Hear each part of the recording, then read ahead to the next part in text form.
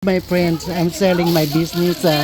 As you guys know, I do in my live show all my dresses. So I'm doing this in my friend's home, selling my clothes. You see me in video, in Facebook. Now I'm here doing my selling live with my friends. There they are. Sale pa rin siya. Kasi pag binibenta ko yan, binibili ko ng $20 or $25 na bibili ko, pinagbebenta ko lang ng 20 or 2 for 5 for $100. Nakamura sila sa akin. Nakikita niya sa Facebook yung mga sale na mga dress niyan, $25, di ba? Sa akin, pinagbenta ko ng $20. Bongga.